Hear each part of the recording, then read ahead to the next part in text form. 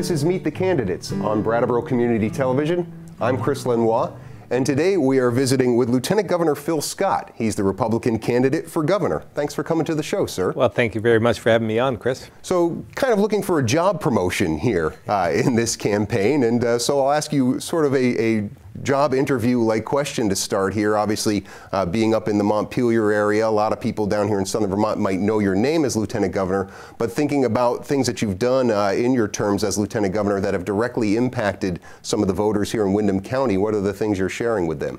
Well, certainly, I probably should back up a little bit further than that. Okay. I've been a business owner for most of my life. I've owned a construction company for the last 30-plus years. And I started about 20 years ago, started complaining about all the things that the legislature, Montpelier, wasn't doing for us. And I complained enough, so I decided maybe I should step up and run myself. And I didn't have a political bone in my body, had no interest in politics whatsoever at that point in time. But then I ran for the Senate and served 5 terms in the Senate before becoming Lieutenant Governor. And at that point, becoming a Lieutenant Governor, I thought I needed to keep my finger on the pulse. So I did this Vermont Everyday Jobs Tour, where I go throughout the state, working in all kinds of different jobs, 35 of them over the last 5 years, working in the shoes of others. My first job, though, was right down in this area, working, making violins up off from Route 9. Oh, really? And it was really interesting. That was my very first, But the same common theme comes from many who I work with, and again, side by side with both employers and employees. And it's about this crisis of affordability that we're facing in Vermont. They're working 2 and 3 jobs trying to make ends meet, pay the property taxes, make the rent payments, make the mortgage payments, and they're just struggling to get by. And that's what I see the problem as. So about 4 years ago, after my first term, and then being reelected, I said, we really need to pay attention to the economy. We need to focus on this like a laser. And I wasn't able to convince. I thought I had the governor and the speaker and the pro tem all on the same page in trying to dedicate the next 2 to 4 years just to economic development. But politics got in the way, and I wasn't able to accomplish the mission. But I haven't given up, because I truly, truly believe that a healthy, more prosperous, thriving economy will lift all boats. And so I've, again, tried to do whatever I can to try and instill that in different areas of the state. Certainly I've been down here some. And you're doing a great job in trying to highlight the challenges and trying to work through that. To find a better prosperity for this region, but we have a long ways to go. And with the border communities, with New Hampshire, it just elevates the level of difficulty in trying to do so. So I've been in touch, working with, trying to open doors for those who are struggling to get through the bureaucratic process, and to try and elevate the challenges we face in this state in terms of how we're spending our money, and are we doing it wisely, and can we do better? Yeah, well, one of the things I've appreciated in hearing some of the things you've been talking about on the campaign trail, and also one of the listening tour stops you made down in Vernon a couple of years ago when we met, was you're talking about you're willing to listen to any idea as long as it's a good idea. It doesn't matter where it comes from.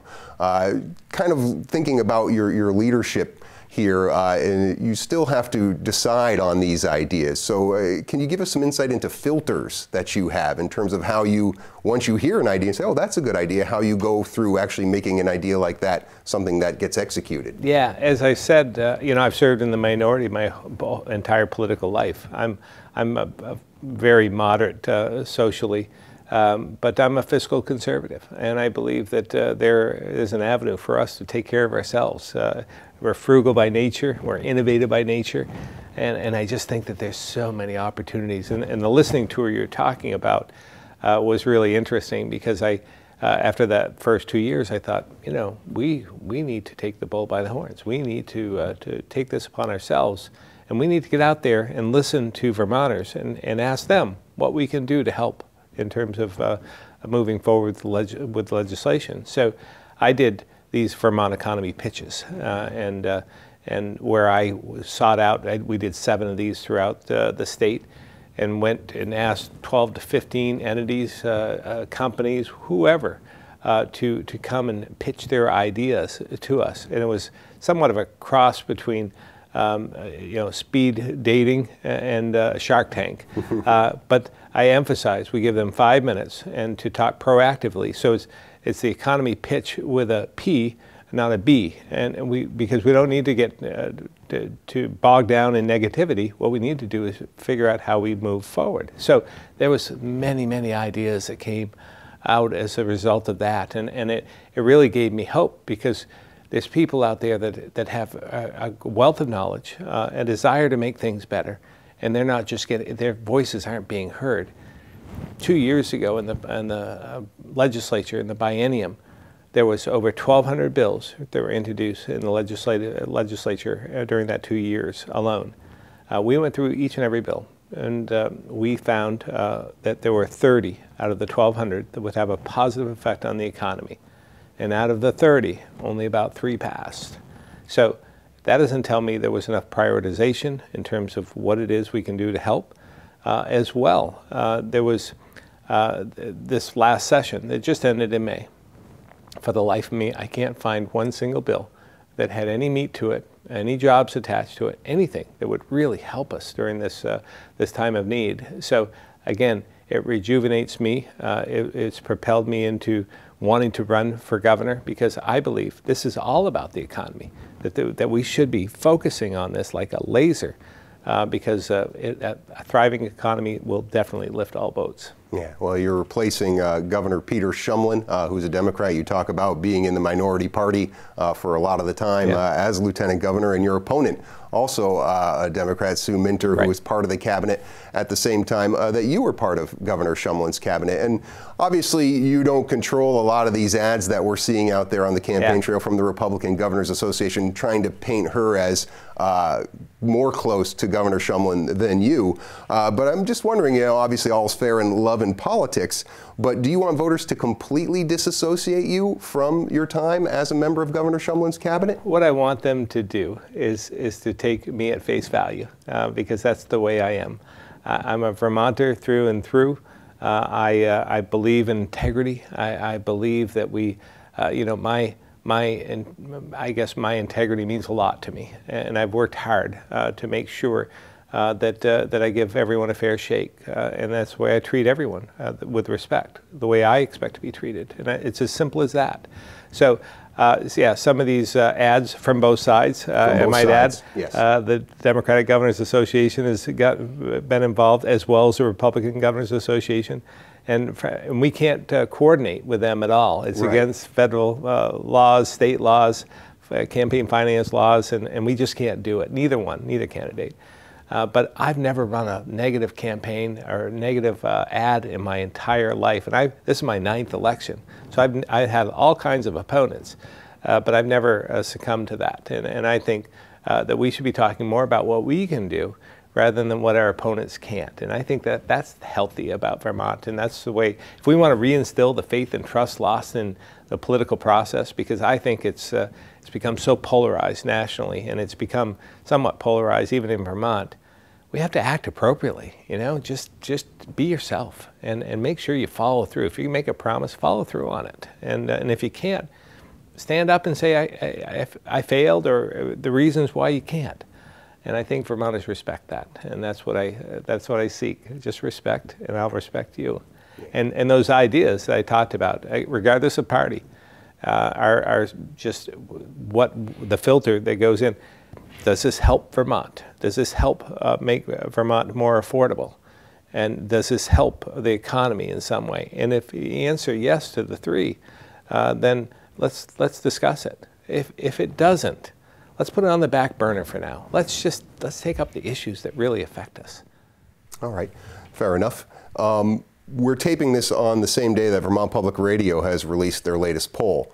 And it's a new opportunity for Vermont with all these open seats. Obviously, you running for governor opens the lieutenant governor seat, new president pro tem of the Senate, new House Speaker. Well, when I look at some of these poll numbers here, you're up 1 point on Sue Minter. Very, very close. And then I see David Zuckerman for Lieutenant Governor, almost 20 points ahead of Randy Brock. T.J. Donovan, well ahead of Deb Bucknam. I wonder how much change Vermont is really ready for, and what your response is to these numbers. Well, again, I think it's all about the economy, and I've worked my entire political life trying to advocate for that and listening to others. So what I believe is that I'm the only Republican statewide office holder left. We have a legislature that's dominated by one party, the House, the Senate, the administration, all by one party. I think there needs to be a bit of a safety check here. I think there needs to be just a little bit of pushback so that and I would be saying this, by the way, if it was all dominated by Republicans, because I don't think that's healthy either. I think we need a wealth of ideas, different backgrounds, and what I like about the legislature, the citizens' legislature, is that if we can open it up and make sure that we're inviting enough so that all walks of life can participate, that's when you get real balance. That's when you get the real ideas out there. And that's where you get the most help for Vermonters. When you open up the process, transparent, make sure that every voice is heard, and then come to compromise. I've reached across the aisle my entire life, and I think that I've gained the respect of many in doing so. I preside over the Senate in a fair and equitable manner. There are issues that I might like to see forwarded, or I might have to make a ruling on that is against the way I even feel. But I believe in the process. I believe in being judicious. I believe that you be fair and treat everyone fair, and I expect the same in the return. Yeah. Well, let's get into some of the things that you've been proposing that you'll do as governor, starting with modernizing government, talking about finding efficiencies everywhere in government that you can. I'm wondering how much of this is structural when we think about how agencies are comprised and different departments, and if there needs to be something done on a structural level, or is it something really you can just go department to department and say, do you have too much here and can anything be cut back? Both. I think the answer is, because what happens in government, like anything else, you start with something, a smaller nucleus, a concept, and then you start building from there, and you add ideas on. Well, that adds to bureaucracy, that adds a different level. It also adds like a silo structure. So not everything interacts, and not everyone is talking with one another either. And I think that that's part of our problem. Take our education system, for instance. We spend $1.6 billion. About a third of our budget is comprised and spent on education. And we educate 86,000 students at this point in time. That's 20,000 less than it was 20 years ago. So we have this decline of our youth in many different ways, but that one is significant as well. So we spend $1.6 billion to educate 86,000 students. And it's not an efficient process at times, and I know it's difficult. But if we were to have that money, if we were to take all that money to one of your viewers, and we have a lot of smart, intelligent viewers, I'm sure, on this program, and you said to them, "Here's $1.6 billion. I want you to educate my 86,000 kids," I dare say we'd be doing it different than we're doing it today. And that's the type of thing that we have to do: is have the will to think outside the box. So is the Agency of Education one place that you could see restructuring? Well, I think that we could certainly do there, but let's take Medicaid, for instance. Medicaid, a third of our population is somehow enrolled in Medicaid. And while that may be good news to some, and a reason to celebrate because we're able to help so many, I think it's somewhat the canary in the mine shaft, because that's a huge number. And again, we're spending a lot of money in that one area. So it's a safety net. Medicaid is a safety net. And I believe that we should be doing whatever we can to help people get onto their daily lives if they can, and try and prosper themselves, to try and elevate them in some manner. The administrative costs of Medicaid have risen by $100 million over the last 7 years. That's an incredible amount of money just in administrative costs. to the tune of about 15% admin costs. When you compare that to like a Blue Cross Blue Shield, who is Medicaid and an insurance company, about the same. I mean, they just administer programs and make sure that everyone is following the rules, much like an insurance company does. Their admin costs are like 6 or 7%. So we have a problem there. That money isn't being put into programs and helping people. That's an administrative cost alone. So there's an area that I think we should take a look at. Yeah, well, since you brought up Medicaid, I actually have a question about something you said at the WCAX debate, which was held last night, right before we taped this, where you were talking in the area of mental health. About funneling money from the Medicaid program into more comprehensive mental health services here. And it feels to me that whether we're talking about mental health or opioid addiction, which is obviously a problem that you have plans to address, we're keeping that separate from these healthcare problems when they really are part and parcel of the same thing. We should have more parity in terms of mental health and physical health, because one's related to the other. So when you're talking comprehensive mental health services, you're not necessarily still excluding that from health. Not at all, because I truly believe that we should integrate the two, and we have to. Healthcare, whether mental health or physical health, is an area that has grown tremendously in expense, usage, but some of it is because of what we've become. We have a population of 625,000 people, and what's happened is that's been stagnant for the last couple of decades. But what's happening is our demographics are shifting. We're getting older, and we've lost 30,000 people out of this category, age group, 25 to 45, since the last census was done. So 30,000 people is significant, especially when you think about what that represents, because that's the tendency for that age group is that's the workforce. And we have less people working today than we did even 7 years ago. So we need to rebuild that sector in order, because those are the folks that they buy homes, have families, they utilize services, they buy products, and they pay taxes on top of that. So if they're not paying into the system, if they're not there to help, then it puts the burden on the rest of us, and just increases the cost of living throughout. So we need to rebuild that sector. And thinking about that as well, when you have a healthcare system that is built by having a wide range of people participate, and in particular insurance, you need a healthier, younger, healthier population to help pay for it.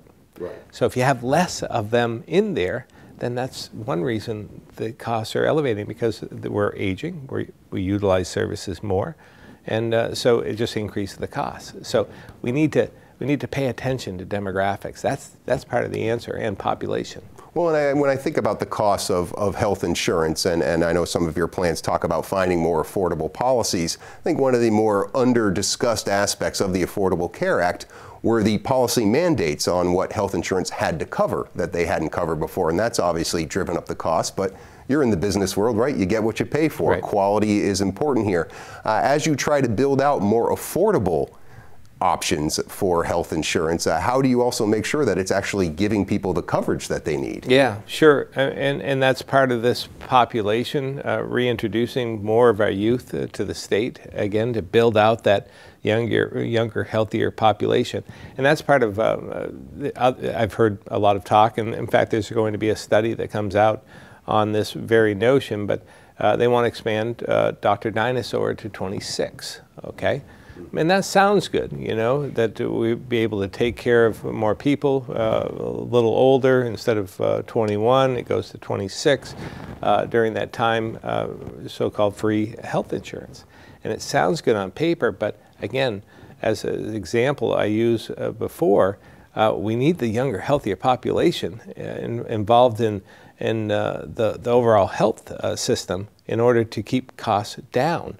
So if we take more out of it by providing them another avenue, then we are going to elevate, again, the cost of health care for the rest of us that have to pay it out of the system. So just have to keep thinking about what's the ripple effect of whatever decision we make, and how is it going to affect us in other areas. Because when you pay for something in one area, it's coming out of the pocket of somebody else. It's just not unlimited resources. Right. Well, that's part of the problem. Not enough pockets, right? And not enough in the pockets now. We have enough pockets, I think. We just need more going into them. You've talked a little bit about wanting to increase the population in the state of Vermont. So certainly to have more people here in the state might be helpful in that regard. I think we need a goal. I think we need, because we're living longer, right. We need to have a goal of about 700,000 people over the next 15 or 20 years and build towards that. In fact, there's studies that show to be healthy and maintain, we could be adding, 10,000 workers a year. Right, and we need them. We need workers. It's frustrating at times because we have fertile ground here. We have a population of students that graduate every single year from our colleges and universities, 10,000 of them every single year. They come here for a reason. They love Vermont, or they lived here and went to school here. So we have an opportunity with them, but they need to find the opportunity. They need to find affordable housing, and they need to actually be able to afford to live here by the cost of living, the affordability crisis I talked about. So they're all connected because when they graduate, they have other opportunities in different areas that they might have the same job offered in Vermont as in North Carolina, and maybe it's a little bit more money in North Carolina, but they might have more benefits in North Carolina. They might have housing in North Carolina that's less expensive than Vermont. And property taxes are less. So we're competing on that level, and that's something we have to continue to work towards. Some of that is also just natural youthful wanderlust, right? Oh, yeah. I mean, I'm a Vermonter by nativity and went to college here, but while you want to see what else is out there, and then you eventually find your way back home. To counteract that, and obviously, and something you point out in your economic plan, how we have a lot of employers who need workers right now, recruiting people here into the state and thinking about some of the ways that you want to use tourism to recruit people, but also the options there with immigration, resettlement of refugees. I know this has been a bit of a controversial topic here in some parts of the state, but it seems to me that there is a way to address this in a urgent manner that the workforce needs. Well, it's interesting because the economy will drive that immigration. A healthy economy will bring people in. I grew up in Barrie, rich ethnic history. In Barrie, you could hardly walk down a street in Barrie when I was growing up and not hear 4 or 5 different languages, because it was all because the draw was the rock, the granite, and many people came from Italy and Spain and Scotland and Canada. Came to work the trade, work the rock. So it brought an influx of people from all walks of life. So you think that will just work out through the economic plans versus something that directly you would have to take as an initiative policy? Maybe a little bit both. Okay. I mean, we talk about using tourism as a recruiting tool. Yeah. Well, and think about, this is part of one minor piece of the economic plan, but incentivizing in some way tax incentives for the film industry. Mm-hmm. The legislature and the administration had decided years ago that they weren't going to have this giveaway program, a tax incentive program for the film industry. In fact, it did away with the whole film commission at that time. And I would advocate that there hasn't been a major film made in Vermont since, because that brought those films to Vermont. In fact, I mean, this Super Troopers was filmed in Vermont years ago, and today that Super Troopers 2 is being filmed in Massachusetts because they have tax incentives. And I believe that you think about the ripple effect. It's not a giveaway program in one sense because we're not receiving the benefit at this point. And think about the marketing aspect of that. If we could, if you have a film made somewhere, it shows the beauty of Vermont, it shows different aspects, people want to come and explore themselves, that's healthy as well. The Tom Watson, who developed IBM, was a central figure in IBM. He decided to build a plant in Vermont, in Chittenden County, because he skied up here. Yeah. So you never know who the next Tom Watson is going to be coming down one of our bike trails or going down our ski slopes.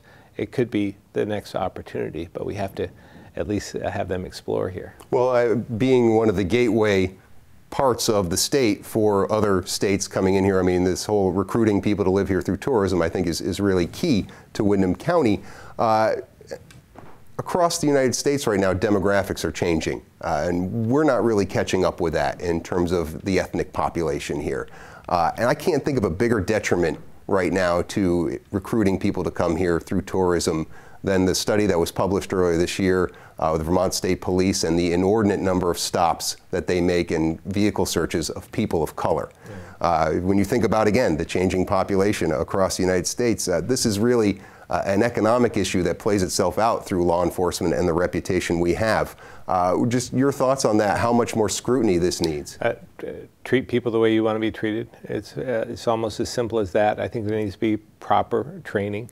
Obviously, we don't want to stereotype, and we want to make sure that we, but we need to uphold the law at the same time. So we can't let that be a barrier either. So I just think that, again, we just have to make sure that law enforcement has the proper tools and is properly trained to not identify one certain element in terms of how they stop. I mean, it's not fair. Do you think they have the resources to do this now, to address this with training? I think so. I think it's becoming obviously more and more of an issue throughout the United States. And there's just so much unrest throughout the United States. We had a question last night about Black Lives Matter and whether I thought it was appropriate for UVM to fly their flag at one point, which I think it is. I mean, I think the students should have the right to exercise their freedom of speech and to take that upon themselves to do that. But overall, I think what we should be doing is trying to identify what's the root of the problem. Why do we have to have a Black Lives Matter? And then that's the problem we need to solve because we should be treating each other with that respect that we so much deserve. Yeah, I'd be remiss if I let you get out of here without asking you a question about renewable energy, considering some of the controversy down here in Windham County with the Stylesbrook project up in Windham and Grafton. And I have to say, it's been surprising to me that just as an industry, setting aside the whole siting issue for a moment, that Republicans haven't been more embracing of renewable energy. I mean, it just seems like a growth industry that, Vermont could be known for and would certainly be in favor of. That's not even getting into the greenhouse gas issue and also energy independence for a state like Vermont. Why the skepticism from your side of the aisle on renewable energy? Well, I can only speak for me. I'm a tech advocate. I like renewables. I'm not a industrial wind advocate at all. I think destroying our ridgelines is counterproductive. It's very divisive in this state. It's tearing our communities apart. And I don't believe, if that was the only option available to us, I would say we're going to have to move forward. But it's not. There are so many other options and much more efficient options as well. I think solar has a tremendous future. But I went to school to be a tech ed teacher. I went to UVM. That's what I wanted to do. I built the blades of a wind generator that flew over UVM for many years. So I was at the forefront of that. I like new industry. I like to be independent. I think we should be energy independent. But we have some other options too. I mean, we have our border to the north. We should be having a much better relationship with Canada. I think that we should be embracing that they're our largest trading partner, and I think it could become bigger. They have a lot of renewable energy at their disposal. They're energy rich, and we should be utilizing that as well. So I'm all in favor of doing whatever we can to take care of ourselves. I think we have to just figure out a way. Again, let's stop arguing about the cause as much, because I believe it's man-made. I believe in climate change. But there are those out there that are skeptical of that, but they believe that we should be energy independent. So let's find some common ground and work towards becoming truly energy independent. Yes, indeed. Well, Phil, it's been nice to spend a little time with you. Wanted to give you the last little time we had left here to address the voters in the audience, if you would, please. Oh, sure. Well, this is going to be an integral, decisive moment in politics. We have 20 more days left. I don't know, but who's counting, right? And I think it's really important for everyone to exercise their right. Obviously, I'd like them to consider voting for me. But regardless, we had a 43% turnout in the last election, and I don't believe that that's good enough.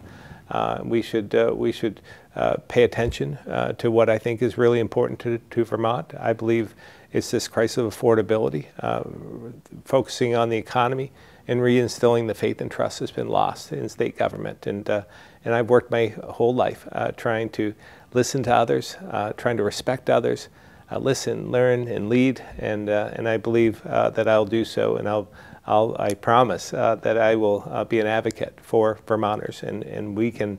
I'm sure we can do this. We can have a much more prosperous Vermont if we all work together, get on the same page, pull in the same direction, and we'll have a much brighter future. But I thank you so much for having me on today. Yes, indeed, Lieutenant Governor Phil Scott.